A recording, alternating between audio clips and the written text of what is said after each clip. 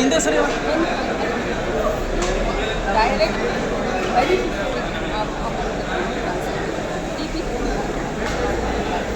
ಯಾವುದೇ ಬಗ್ಗೆ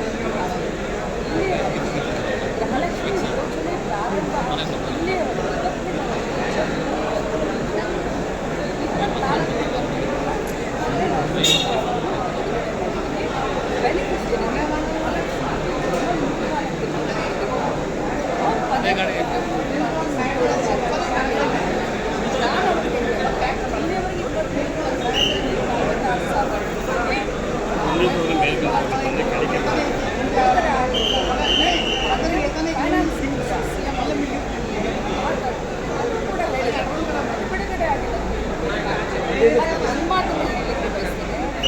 ಗೃಹಲಕ್ಷ್ಮಿ ಹಾದಿಯಲ್ಲಿ ಬೀದಿಯಲ್ಲಿ ವಿರೋಧ ಮಾಡಿದಂಥ ಬಿಜೆಪಿ ಅವ್ರಿಗೇನಾದರೂ ಬದ್ಧತೆ ಇದೆಯಾ?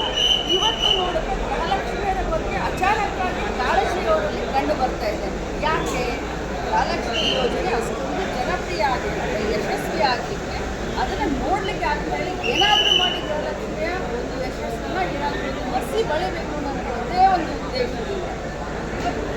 ಯಾವ ಕಾರಣಕ್ಕೆ ಇಷ್ಟೊಂದು ಪ್ರೀತಿ ಬಂದಿದೆ ಗೃಹಲಕ್ಷ್ಮಿ ಮೇಲೆ ಹಾದಿಯಲ್ಲಿ ಬೀದಿಯಲ್ಲಿ ಚಕ್ರ ಮಾಡ್ಕೊಂಡು ಹೋಗುವಂಥದ್ದು ಅದಕ್ಕೋಸ್ಕರ ಮಾಡಿ ಆಯಿತು. ಸದನವನ್ನು ನಾನು ತಪ್ಪಿಸುವಂಥ ದಾರಿ ಕೆಲಸ ಮಾಡಲ್ಲ.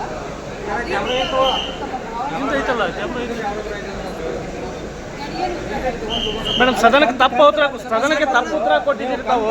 ಅಧಿಕಾರಿಗಳ ಮಂತ್ರ ಕೊಟ್ಟಿದ್ದಾನೆ ಈಗ ಗೊಂದಲ ಕಾರಣ ಆಯ್ತಾ ಅಂತ?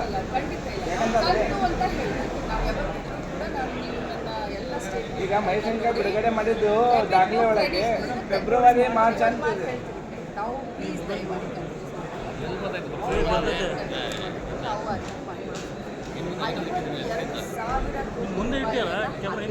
ಒಂದಲ್ಲ ಎರಡಲ್ಲ ಮೂರಲ್ಲ ನಾಲ್ಕು 52,000 ಕೋಟಿ 614 ಹಾಕಿದಾಗ ನಮಗೆ 2 ತಿಂಗಳು ಹಾಕಿದ್ರೆ ನಮಗೆ ಬದ್ಧತೆ ಇದೆ. 2 ತಿಂಗಳು ಹಾಕಿಲ್ಲ, 3 ತಿಂಗಳು ಹಾಕಿಲ್ಲ, ಇದು ನಿರಂತರವಾಗಿ ನಡೀತಾ ಇರೋದು.